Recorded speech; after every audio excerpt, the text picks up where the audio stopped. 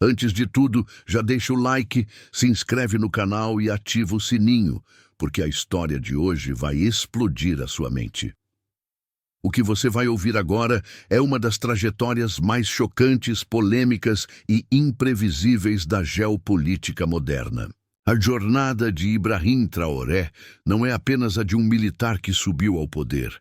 É o retrato de um continente em ebulição, de um povo exausto e de uma juventude que decidiu romper com séculos de submissão. Estamos falando de um jovem capitão que, em menos de uma década, passou de um desconhecido nas fileiras do exército de Burkina Faso para o homem mais temido e, ao mesmo tempo, mais reverenciado de toda a África Ocidental. Prepare-se, porque esta não é uma história comum. É uma mistura de revolução, traição, guerra e coragem, com capítulos que ainda estão sendo escritos em tempo real. E no final, já sabe, deixa seu comentário, compartilha o vídeo e manda para aquele amigo que precisa entender o que está acontecendo no mundo de verdade.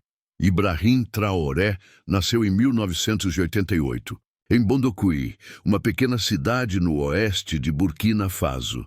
Criado em uma família humilde, desde cedo demonstrou um senso aguçado de justiça e um incômodo profundo com a desigualdade social. Sua formação acadêmica foi marcada pela disciplina e pelo espírito crítico.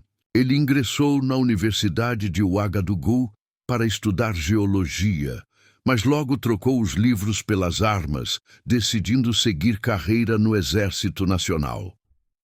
A decisão, segundo ele mesmo revelou anos depois, foi motivada pela frustração de ver seu país afundado em corrupção, abandono e ataques terroristas cada vez mais frequentes. Em um contexto onde a juventude burkinense se via sem perspectivas, Traoré escolheu o caminho da ação, um caminho que o levaria, mais tarde, ao centro do furacão político e social que varreria toda a região do Sahel.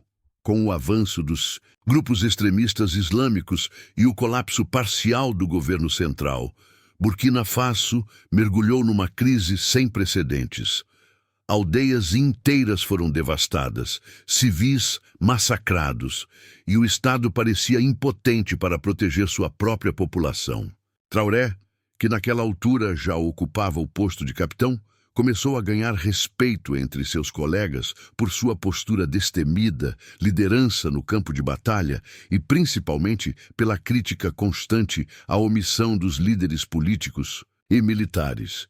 Enquanto o então presidente Roch Kaboré e seu círculo próximo buscavam apoio externo e realizavam promessas vazias, Traoré e seus companheiros estavam na linha de frente, enfrentando a violência com o pouco que tinham. O ressentimento com a elite política cresceu, e com ele crescia também a popularidade de Ibrahim entre os soldados e o povo. Em janeiro de 2022, o país vive seu primeiro grande abalo.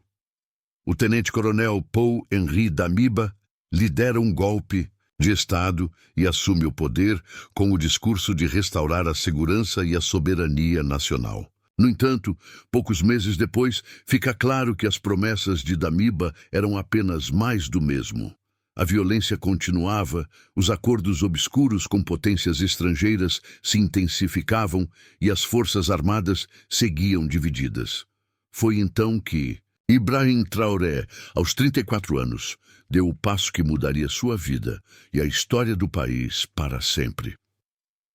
Em setembro de 2022, liderando uma facção dissidente do exército, ele derruba Damiba e assume o controle do Estado. Um novo golpe dentro do golpe. A notícia correu o mundo e causou choque. Um capitão pouco conhecido havia acabado de se tornar o mais jovem chefe de Estado do mundo. A primeira medida de Traoré foi direta e explosiva: expulsar as tropas francesas do país. A relação de Burkina Faso com a França sempre foi marcada por uma tensão silenciosa, herança do colonialismo que, na prática, jamais desapareceu. O novo líder não apenas cortou os laços militares com Paris, como também acusou os franceses de manipularem a política africana para garantir acesso a recursos naturais e manter sua influência geopolítica. A reação internacional foi imediata. Sanções, críticas, ameaças veladas. Mas Ibrahim estava pouco se importando. Em seu discurso, disse que não queria mestres externos e que Burkina Faso pertencia ao seu povo e não aos interesses estrangeiros. Uma fala que inflamou corações africanos por todo o continente e, ao mesmo tempo, acendeu o alerta vermelho nas embaixadas ocidentais. O jovem capitão estava brincando com fogo e sabia disso. Em meio à comoção, ele foi ainda mais longe. Anunciou que a democracia ocidental era uma farsa colonial e que o país precisava de um modelo novo, construído com base nas tradições africanas, na consulta popular direta e na participação ativa das comunidades. O Ocidente o chamou de autoritário, ditador, golpista, mas nas ruas de Ouagadougou, cartazes com sua imagem ao lado de Thomas Sankara começavam a aparecer.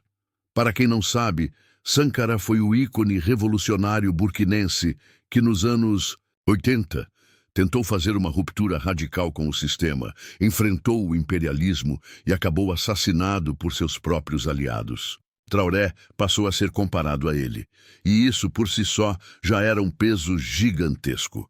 A expectativa sobre suas ações era enorme, e ele sabia que um passo em falso poderia ser fatal. Com o tempo, vieram as decisões mais duras.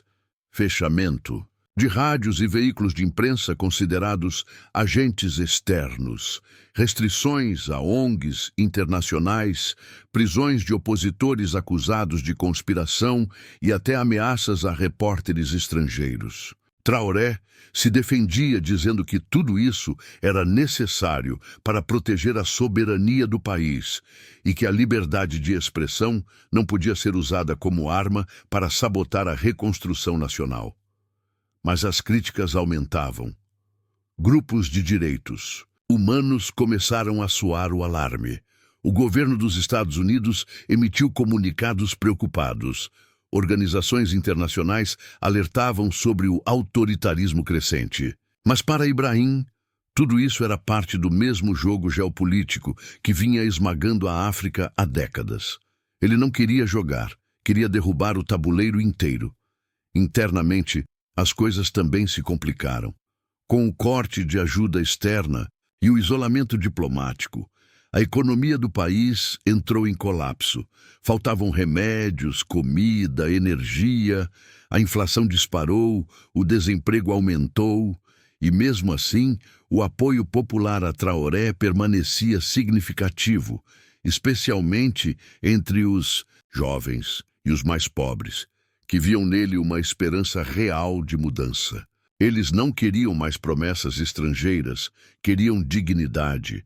E por mais que o novo governo fosse duro, autoritário e muitas vezes impiedoso, havia uma sensação de que, pela primeira vez em décadas, alguém estava tentando fazer algo diferente.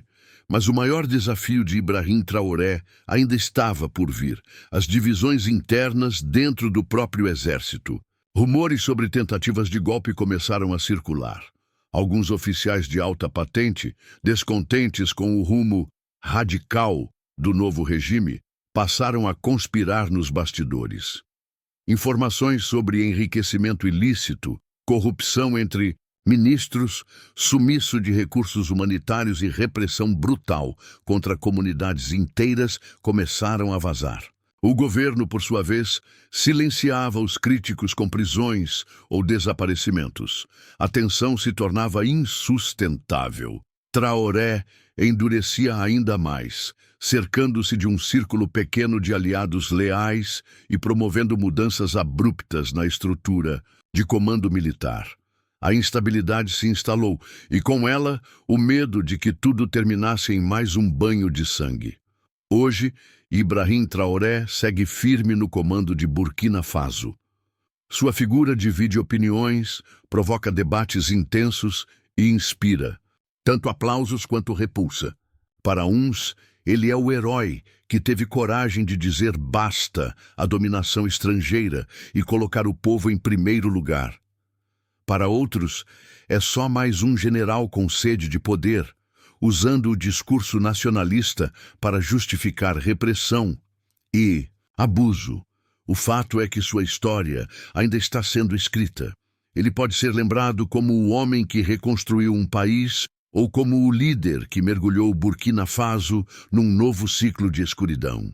Só o tempo dirá. Mas uma coisa é certa: sua coragem, suas decisões e suas polêmicas já o colocaram entre as figuras mais controversas da história recente da África. Se você curtiu esse vídeo e quer acompanhar os próximos capítulos dessa saga real e impactante, já deixa o like, se inscreve no canal e ativa o sininho. Porque aqui a gente te mostra o que a grande mídia não tem coragem de contar. Até a próxima!